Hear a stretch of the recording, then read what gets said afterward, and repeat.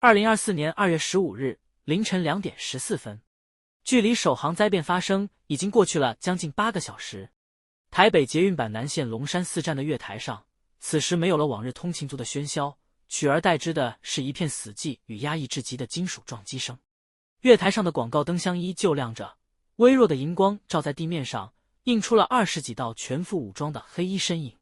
這是內政部警政署最精銳的維安特勤隊，以及國防部緊急調派，專門應對城市反恐與極端狀況的憲兵特種勤務隊。每位隊員都穿着沉重的防彈背心，戴着配有雙筒夜視鏡的戰術頭盔，手中緊握着的是國軍現役的 T91戰術步槍。槍口下的戰術手電筒射出慘白的光束，筆直地打向那通往西門站黑漆漆的隧道入口。空氣中那股混合了潮濕腐泥與刺鼻金屬鏽味的冷冽氣味越來越濃，每一次呼吸，那种冰冷的感覺就像是直接貼在肺葉上，讓人不自覺地想要站立。各分隊注意，檢查通訊，開啟執法記錄器。帶隊的指揮官是一名面容剛毅、雙眼布滿血絲的中校，他按着耳麥，壓低了聲音，語氣裡是掩飾不住的疲憊與凝重。我們的任務是進入隧道3公尺處，搜救可能生還的北捷員工，並查明空間異常的原因。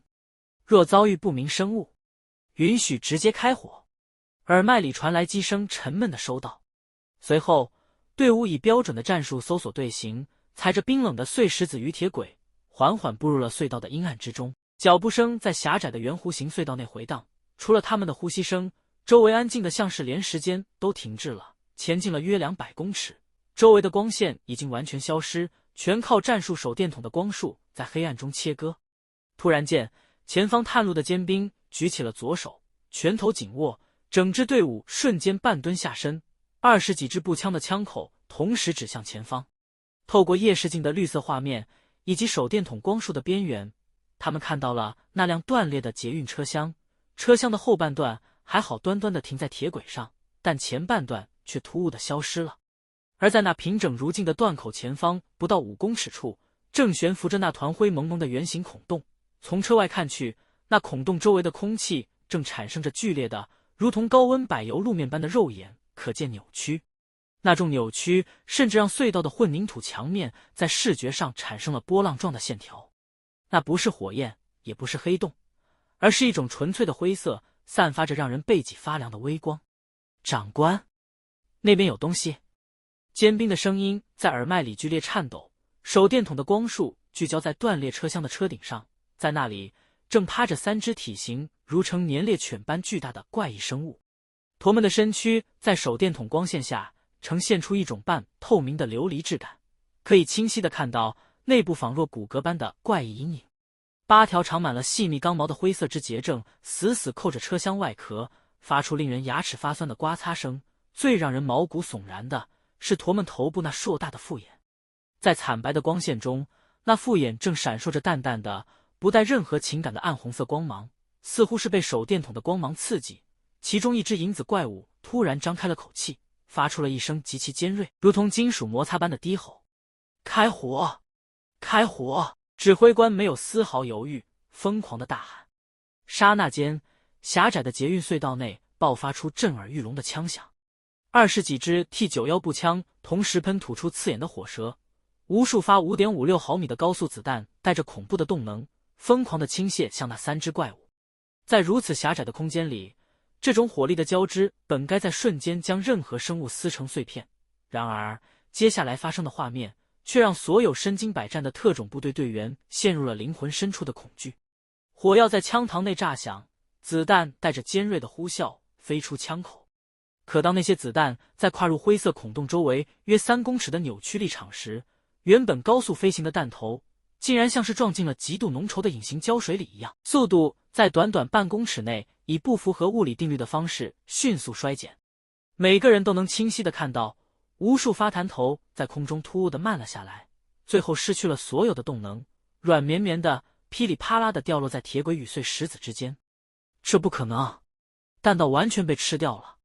手榴彈，用手榴彈！一名宪特隊員拉開保險銷，狠狠地將一枚手榴彈扔了過去。手榴彈在空中劃過一道弧線，可在進入那片灰色領域的瞬間，同樣像是落入水中的石子，速度變得極其緩慢，最終只是無力地滾落在怪物的腳邊。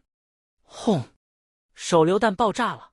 但爆炸產生的衝擊波與無數破片，在那個詭異的立場中，竟然被壓縮在了一個極小的範圍內，連怪物的皮甲都沒能擦傷。火藥燃燒產生的化學能推進力，在那個空間裡被徹底剝奪了所有的威嚴。怪物們似乎被這突如其來的噪音激怒了，那肢體型最大的影子怪物猛地從車頂躍下，駝的速度快得像是一道模糊的灰色閃電，立場的粘滯感似乎對駝毫無影響。啊！一聲慘叫瞬間劃破了槍聲，尖兵甚至來不及做出反應，胸口的防彈衣連同粗壯的肋骨便被那尖銳的灰色之結清而一舉地貫穿，鮮血在手電筒的光暈中噴灑而出，化作一片刺眼的血霧。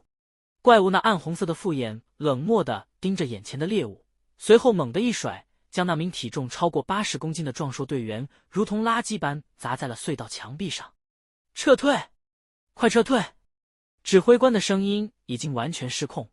子彈失效，科技無用，這種純粹的單方面的殘酷捕食，讓這群傲視全台的兵王體驗到了前所未有的絕望。隊伍開始慌亂地往後退去，但怪物的速度實在太快了。第二只、第三只影子怪物順着隧道牆面蠕動而來，尖銳的鋼矛在混凝土上畫出令人絕望的聲響。不斷有隊員被拖入黑暗，骨骼碎裂的聲音與慘叫聲在通訊頻道裡交織成一首地獄的交響樂。就在整支隊伍即將在崩潰中全軍覆沒時，走在最後方負責掩護的一名老士官在混亂中被鐵軌絆倒在地。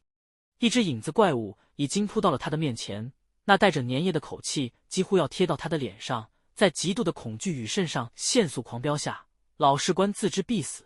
索性扔掉了手中那已經變成廢鐵的步槍。他順手抓起了身旁鐵軌旁原本由捷運維修工遺留在那裡的一根沉重長達1公尺的重型高碳鋼防訓撬棍。去死吧，畜生！老士官歇斯底里地怒吼着，雙手緊握着沉重的鐵棍，用盡了全身的肌肉力量，狠狠地朝着怪物的頭部揮擊過去。物理學上的槓桿原理與人類肌肉收縮產生的純粹物理力量在這一刻爆發，重型鐵棍在空氣中畫出一道沉悶的呼嘯。咔嚓！一聲無比清脆的金屬與甲靠撞擊聲在隧道內炸響。那只連步槍子彈都能輕易卸除的影子怪物，在被這根沉重的鋼鐵撬棍砸中頭部後，那琉璃狀的半透明甲靠竟然突兀地凹陷下去一塊，大片灰綠色的腥臭液體從裂口處噴湧而出，怪物發出了一聲痛苦的嘶鳴，龐大的身軀竟然被這股純粹的物理打擊砸得倒退了2步。物理攻擊有用？用砸的？用砍的？老士官愣了一下，隨即瘋狂地在通訊頻道裡大喊，這聲悲壯的吶喊成了這場慘烈出冊中唯一的救命稻草。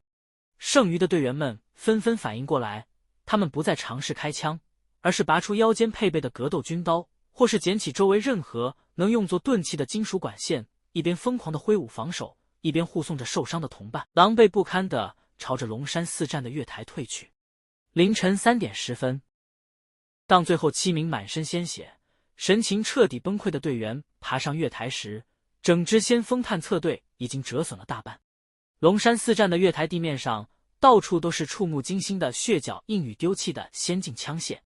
2個小時後，這段由老士官執法記錄器所拍攝到的搖晃且充滿雜訊的影片，被送到了國防部最高機密的地下指揮所內。巨大的熒幕上，畫面正定格在子彈如雨點般無力墜落，以及老士官揮舞鐵棍砸碎怪物甲靠的那一瞬間。圓桌周圍坐滿了台灣各大軍事高層與緊急召集來的物理學、材料學專家，整個指揮所內安靜的連一根針掉在地上都能聽見，每位將領的臉色都難看到了極點，夾着香菸的手指不自覺地微微顫抖。他們引以為傲的花費數千億台幣打造的現代化國防體系，在那團灰色的孔洞面前，就像是一個精致卻脆弱的玩具。人類與怪物的戰爭，在這一夜被迫退回了最原始、最血腥的冷兵器時代。而這份用鮮血換來的寶貴報告，也成了日後各國政府重新制定戰略，乃至2年後催生地下城探索系的科學基石。社會的巨輪就在這片死寂與絕望中，沉重地轉向了未知的方向。